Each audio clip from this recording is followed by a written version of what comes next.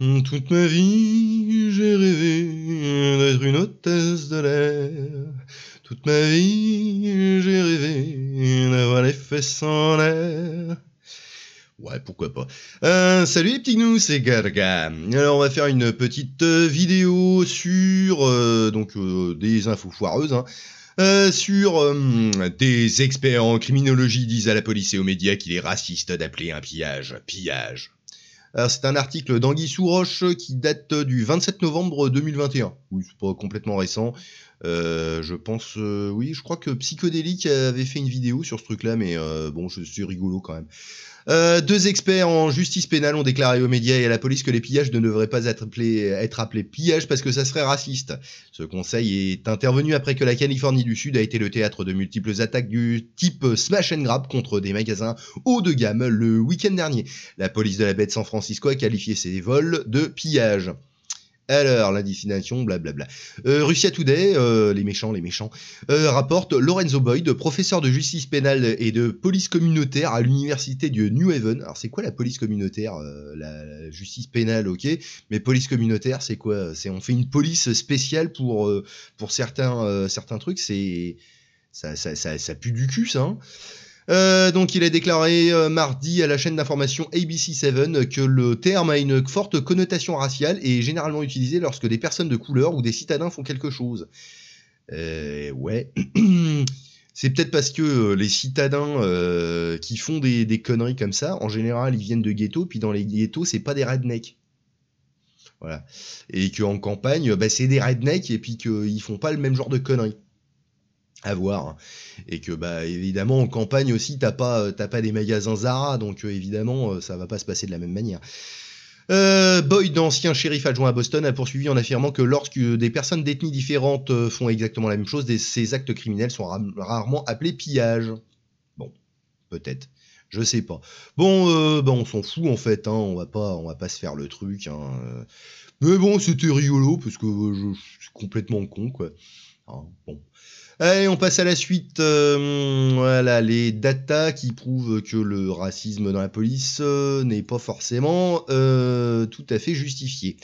Le président Biden a affirmé que, alors c'est un article, oui, de realclearpolitics.com par John R. Lott Jr., salut Junior, qui date du 22 avril 2021, donc on est encore sur des vieux trucs. Le président Biden a affirmé que la condamnation de Derek Chauvin mardi a arraché les œillères pour que le monde entier voit le racisme systémique de la police. Alors que la police a tiré le même jour sur une jeune fille de 16 ans à Columbus dans l'Ohio, la Maison-Blanche a de nouveau poussé l'allégation de racisme, notant qu'il ne s'agissait que d'un autre exemple de la façon dont les violences policières affectent de manière disproportionnée les Noirs et les Latinos. Mais où sont les preuves de ces affirmations? Dans les procès Chauvin, blabla, on s'en fout du procès Chauvin, et blablablu. Dans l'autre cas, des images de caméras corporelles diffusées par la police ont révélé que Makia Bryant avait été abattue alors qu'elle chargeait une autre fille avec un couteau. L'officier a tiré sur une fille noire dans le but de sauver ce qui semble être une autre fille noire d'être poignardée. Voilà. Bon, principe d'équivalité. Équivalence plutôt, ça sonne mieux, équivalité. Pourquoi équivalité? Ah, équivalité, ça doit être avec les canassons, la tagada. Bon, j'en étais où?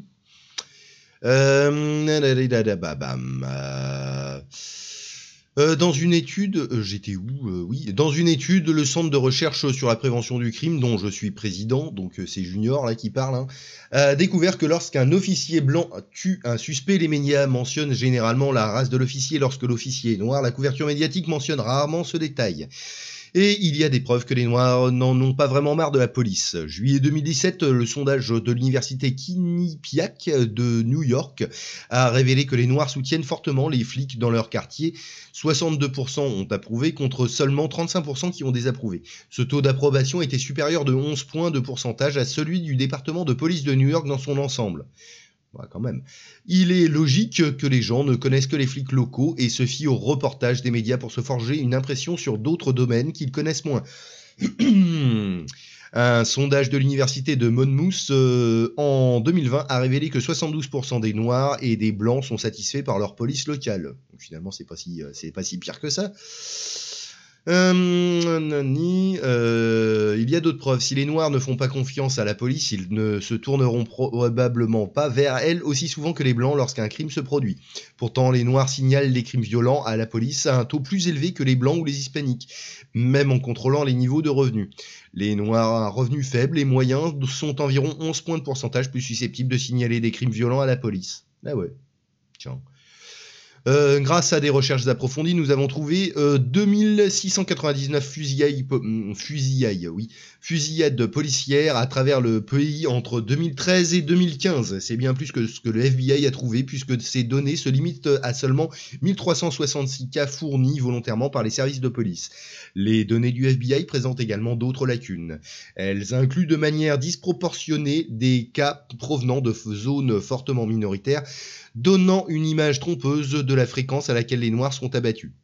Notre base de données garde une trace des caractéristiques du suspect et de l'officier impliqué dans chaque fusillade, des taux de crimes violents locaux, de la démographie de la ville ou du service de police, et de nombreux autres facteurs qui aident à déterminer les causes des fusillades policières. Les officiers tuent les Noirs à un taux plus élevé que leur part de la population. 25% des suspects tués étaient noirs, 45% blancs et 16% hispaniques. Quant à l'endroit où les décès se produisent, les suspects noirs ont tendance à mourir dans les grandes villes fortement noires, avec une population moyenne de 600 000, tandis que les blancs sont tués dans les petites villes, avec une population moyenne de 250 000.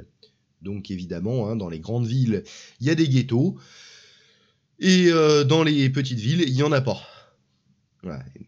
Bon, oui, ça semble logique. Les suspects blancs étaient légèrement plus susceptibles de détenir une arme à feu que les noirs. Ah ouais. Les suspects noirs et blancs étaient tous deux également susceptibles d'être impliqués dans des crimes violents lorsqu'ils perdent la vie aux mains d'un officier, bien que les noirs décédés soient plus susceptibles d'être impliqués dans des infractions liées à de la drogue ou au bien. Mais la police a généralement des tâches plus difficiles dans les villes où les Noirs sont tués. La ville moyenne où les Noirs sont tués avait un taux de crime violent 61% plus élevé et un taux de meurtre 126% plus élevé que celui où le blanc moyen a été tué. Bah putain, 126% plus élevé, ça pique. Après avoir pris en compte ces facteurs et d'autres, y compris les différences culturelles moyennes dans les services de police, nous avons constaté que les officiers noirs étaient au moins aussi susceptibles que leurs pairs blancs de tuer des suspects noirs, mais que les officiers noirs étaient plus susceptibles de tuer des noirs non armés que des officiers blancs. Ah ouais. Peut-être qu'ils ont moins peur de se faire traiter de racistes s'ils le font. Je sais pas, je pense. Les données ont fourni quelques indices sur la façon de réduire ces incidents mortels. Cela ne peut pas expliquer tous les cas, comme le cas George Floyd, où Floyd a résisté à l'arrestation par 4 officiers, ou peut-être le cas Columbus, où une attaque par un suspect armé d'un couteau était déjà en cours. Mais généralement, lorsque plus de policiers sont présents sur les lieux d'une confrontation avec un suspect, les chances d'un décès diminuent. Bah ouais, peut-être. Quand il y a plus de témoins, peut-être que... voilà, je sais pas. Ou alors peut-être que quand ils sont plus nombreux, va forcément y avoir un gars qui va faire « Oh, tu te calmes, Coco », et du coup, ça apaise les tensions, je ne sais pas. Il y a une réduction d'environ 14 à 18% des chances du suspect d'être tué pour chaque officier supplémentaire présent. Ah ouais. Les agents se sentent plus vulnérables s'ils sont seuls sur les lieux, ouais, ça joue aussi. Ce qui les rend plus susceptibles d'utiliser une force meurtrière. De plus, les suspects peuvent être enhardis et résister à l'arrestation lorsque moins d'agents sont présents. C'est une fiction dangereuse que les officiers blancs aux préjugés sortent et tuent de manière disproportionnée des hommes noirs. Ouh, la trad, elle a fait un truc bizarre là. Mais cela ne signifie pas que des mesures ne peuvent pas être prises pour réduire les tirs par la police. Étape la plus évidente serait d'augmenter le nombre d'agents répondant à un appel pour éviter de forcer des agents isolés et vulnérables à prendre des décisions de vie ou de mort. Voilà. Alors Lot, donc le gars qui a écrit, la junior, est le président du centre de recherche sur la prévention du crime et l'auteur du plus récent de Gun Control Myth. Jusqu'au mois dernier, Lot était conseiller principal pour la recherche et les statistiques au bureau de la politique juridique du ministère américain de la Justice. Ouais, donc c'est pas Joe le prolo. Voilà, bon sur ces belles paroles, que dire de mieux, abonnez-vous les petits gnous, mettez un pouce bleu, faites des commentaires, tout ça, partagez, et puis amusez-vous bien, bisous.